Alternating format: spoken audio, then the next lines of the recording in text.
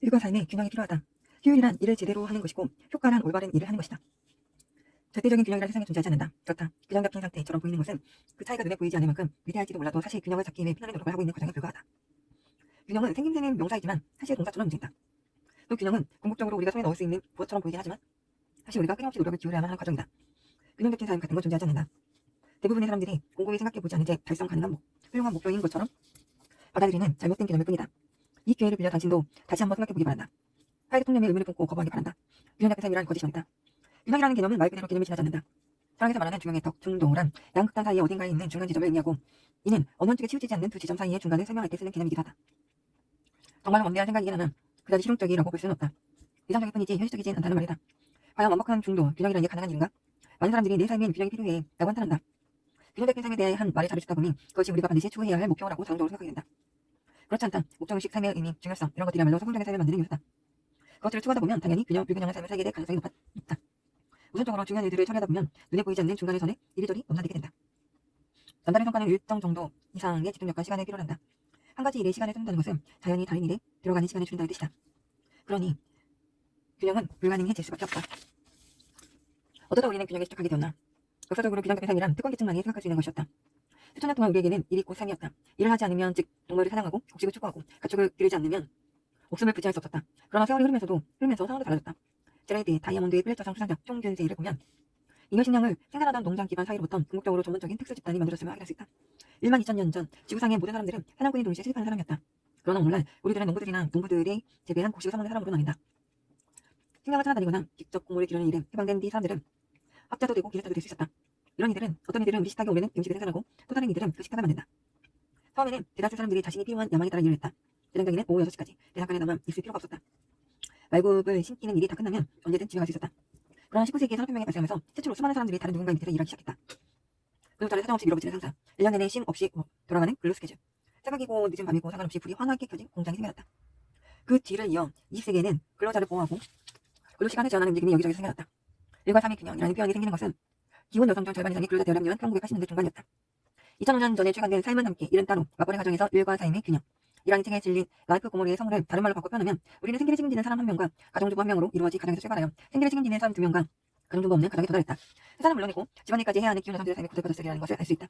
그러나 1990년대에 들어서자 일과 삶의 균형이라는 표현은 남성들에게도 일종의 좌우명이 되었다.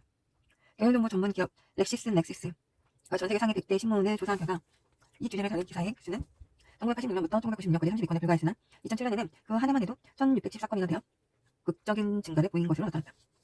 기술의 발달과 함께 우리 삶에 무언가가 빠져 있다는 믿음이 커진 것은 아마 우연이 아닐 것이다. 개인의 공간이 침해되고 삶과 업무의 경계가 허물어지면서 그런 일이 생길 수밖에 없었다. 실제 삶의 여러 문제에 풀이를 둔 이와 같은 일과 삶의 균형이라는 발상은 분명 우리의 생각과 현실력을 사로잡았다. 기적은 항상 극단에서 일어난다. 균형을 향한 욕구가 생기는 것은 당연한 일이다. 모든 일을 할 수 있는 충분한 시간이 생기고 모든 일이 제 시간에 마무리된다는 것은 그 생각만으로도 마음이 평안해지고 고요해진다. 이러한 평온함이 너무나도 현실적으로 느껴져서 우리 삶은 당연히 그래야만 하는 것처럼 보인다. 하지만 사실은 그렇지 않다. 균형이 곧 중도라고 생각한다면 불균형은 곧 중도에서 멀어지는 것을 뜻한다고 생각하기 쉽다. 중도에서 너무 멀어지면 극단적인 삶을 살고 있는 셈이 된다. 그러나 중도적인 삶을 살 때는 어떤 일에든 많은 시간을 투자하기가 힘들어진다는 문제가 생긴다. 모든 일에 관심을 쏟으려 하다 보면 그 모든 일에 대한 노력이 부족해지고 제대로 완수된 일이 하나도 없게 된다. 중도적인 삶을 살아도 괜찮은 때가 있는가 하면 그렇지 않은 때도 있다. 언제 중도를 택하고 언제 극단을 달려야 할지 아는 것은 본질적으로 지혜로운 삶을 사는 방식이다. 탁월한 성과는 바로 이와 같은 시간과의 타협을 통해 이루어진다. 균형을 추구하지 말아야 할 이유는 기적이 결국 중간 지점에서 일어나지 않기 때문이다. 기적은 바로 극단에서 일어난다. 여기에서 우리는 딜레마에 빠진다. 극단을 추구하다 보면 자신의 한계를 맞닥뜨리게 되기 때문이다.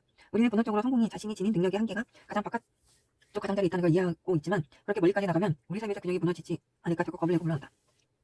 시간은 결코 우리를 기다려주지 않는다. 중도를 택하는 것과 마찬가지로 극단적으로 달려가는 것 역시 늘 관리하기 힘들다는 문제가 있다. 너무 오랜 시간 일하다 보면 결과적으로 우리의 개인적 삶이 황폐해진다.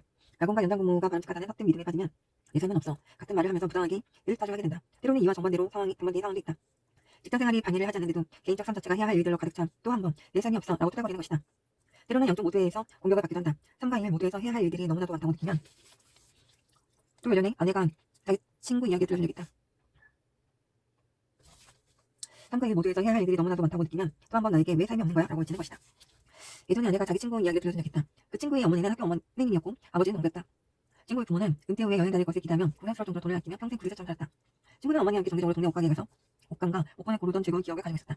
어머니는 그렇게 장난한 옷감으로 나중에 은퇴 후 여행을 다닐 때 입을 옷에 만들 것이라고 했다. 하지만 어머니는 결국 은퇴를 하지 못했다. 구직생활의 마지막 해에 암에 걸렸고 얼마 뒤 숨을 거둔 것이다. 홀로 남은 아버지는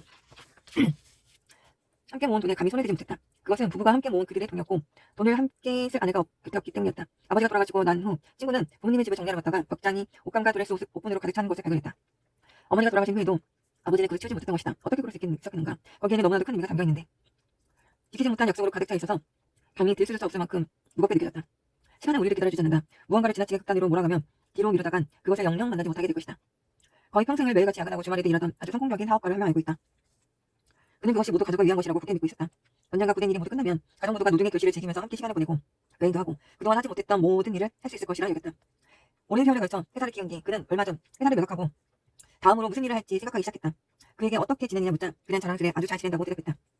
사업을 키우는 동안에는 집에도 잘 못 들어가고 가족들도 거의 보지 못했었죠. 그래서 지금은 함께 휴가를 보내면서 잃어버린 시간을 메우고 있어요. 어떤지 잘 아시죠? 이제 시간도 있고 돈도 있으니 과거의 그 세월을 되짚고 있는 것 같아요. 어린 자녀에게 잠들기 전 책을 읽어주거나 유치원 생일잔치에 참석하는 일을 정말로 되돌릴 수 있다고 생각하는가? 5살 아이의 생일을 축하해주는 것과 고등학교 친구들을 둔 10대 자녀와 식사하는 것이 정말 같을까? 어린 자녀의 축구 경기에 응원하러 가는 것이 다 자란 성인 자녀의 축구 경기를 관람하는 것과 같을까? 당신이 다시 참여할 준비가 될 때까지 중요한 모든 걸 잠시 일시정지해달라고 신에게 기도하면 그것이 이루어질 것 같은가? 시간을 가지고 도박하는 것은 결코 되돌릴 수 없는 돈을 거는 것과 같다. 설사 이길 수 있다고 자신한다 하더라도 그동안 잃어버린 것에 대해 후회하지 않을 자신이 있는가? 시간을 가지고 저울질하다 보면 빠져나올 수 없는 동굴로 떨어지게 된다. 균형 잡힌 삶이라는 거짓말을 믿으면 하지 말아야 할 일을 하거나 해야 할 일을 중단하게 될지도 모른다. 중도라는 문제는 당신이 저지르는 일 중에 가장 심각한 문제가 될 것이다. 거스를 수 없는 시간은 결국 간과할 수 없는 문제다. 그럼 균형 잡힌 삶이 말도 안 되는 거짓말이라면 어떻게 해야 할까? 평균치처럼 반대되는 힘에 적용하여 중심을 맞춰주면 된다. 균형이란 말 대신 중심 잡기라고 해보자. 그러면 당신이 겪고 있는 일도 이해가 될 것이다. 이미 균형이 잡혀 있다고 우리가 믿는 것들도 실은 반대되는 힘에 적용하여 균형을 맞춰주고 있는 것뿐이다. 긴 장대를 들고 일을 하는 고개사가 대표적인 예다. 줄과 몇 센티미터 너비의 줄 위를 아슬아슬하게 건너는 고개사들의 모습을 잘 보면 그들이 때때로 장대를 좌우로 움직이며 수평을 맞추는 것을 볼 수 있다. 어느 한쪽 쏠리지 않게 중심을 옮기는 것이다. 만약 이 장대가 없다면 그들은 결코 안정적으로 줄을 건널 수 없을 것이다. 이것이 바로 균형 잡기다. 이것이 바로 중심 잡기다. 이 중심 잡기라는 것을 제대로 수행하기만 하면 균형 잡힌 것처럼 보일 수 있다. 머리고 선택하고 집중하라. 균형이 안 잡혔다고 말하는 것은 대체로 우리에게 중요한 것, 즉 우선적으로 해야 할 일들이 제대로 처리되지 않았거나 충족되지 않았다는 뜻이다. 기억해둬야 할 것은 진정으로 중요한 일에 집중하다 보면 다른 무언가는 언제나 제대로 처리되지 않는다는 점이다. 아무리 애를 써도 하루, 일주일, 한 달, 1년, 그리고 삶이 끝날 때쯤엔 무언가 마무리되지 못한 일이 남게 되어 있다. 그것을 모두 해내려 애쓰는 건 소용없는 짓이다. 중요하지 않은 어떤 일들을 미완성인 채로 남기는 것은 탁월한 성과를 얻기 위해 반드시 치러야 할 대가와 같다. 하지만 모든 것을 미완의 상태로 남겨둬서는 안 된다. 이때 바로 중심 잡기가 필요하다.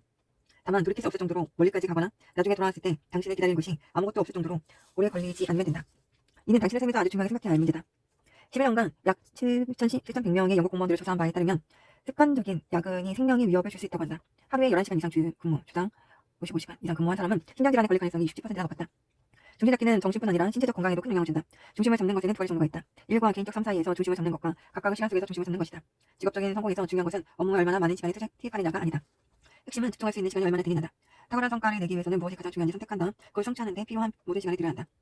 그렇게 하려면 다른 업무에서 발생하는 문제와 관련해 극단적으로 균형을 깨뜨려야 한다. 다른 문제는 손을 쓸 수 없을 만큼 악화되지 않도록 가끔씩 조심을 잡아주면 된다. 개인적 삶에서는 무엇보다 안다는 것이 중요하다.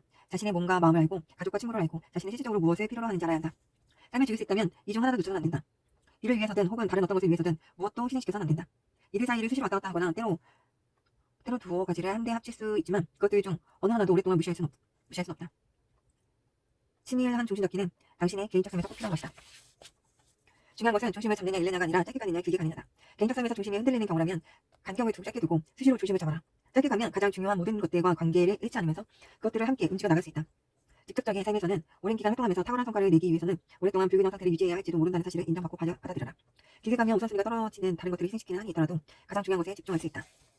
개인적 삶에서는 버리고 가는 것이 없게 하고 반대로 직업적 삶에서는 그렇게 해야만 한다. 더 다이어리 니콜라스를 위한 수잔의 일기라는 책에서 저자 제임스 패터슨은 개인적 삶과 직업적 삶에서 균형을 잡을 때 우선순위를 어디에 두어야 하는지 명확히 보여주었다. 삶이라는 게임에서 5개의 공을 저울링하고 있다고 생각해보라. 그 공은 각각 일, 가족, 건강, 친구, 정직이다. 그리고 지금 당신은 그것들을 모두 떨어뜨리지 않고 성공적으로 저울링하고 있다. 하지만 어느 날 이 공으로 된 공이라는 걸 깨닫게 된다. 그걸 떨어뜨리면 돌이켜 올 것이다. 하지만 다른 내 가족, 즉 가족, 건강, 친구, 정직은 유리로 만들어져 있다. 그걸 떨어뜨리면 돌이킬 수 없이 흠이 나고 이가 나가거나 심지어 하는 동안이 날 수도 있다. 우선순위와 균형은 함께 갈 수 있다. 균형의 문제는 사실 우선순위에 대한 문제다. 균형이라는 말 대신 우선순위라는 말을 쓰면 여러 가지 선택지를 더욱 뚜렷하게 볼 수 있고 또 다른 운명으로 가는 길을 열 수도 있다. 남다른 성과를 만들려면 우선순위를 세워야 한다. 우선순위에 따라 행동하면 자동적으로 균형에서 벗어나 어느 하나에 더 많은 시간을 투자하게 된다. 즉 균형을 깨뜨려야만 한다. 문제는 우선순위에 얼마나 많은 시간을 투자하느냐다. 업무를 우선순위에 따라 처리하기 위해서는 자신에게 가장 중요한 일이 무엇인지 명확히 알고 그것부터 끝내야 한다. 그런 다음 퇴근에서는 가정에서의 우선순위를 명확히 파악하여 다음날 다시 일에 집중할 수 있어야 한다. 무게를 맞추는 삶을 살아라. 중요한 일을 맨 앞에 두고 나머지 부분들은 기회가 닿는 대로 관심을 쏟아라. 훌륭한 삶이란 곧 다른 여러 부분의 무게를 맞추는 삶이다.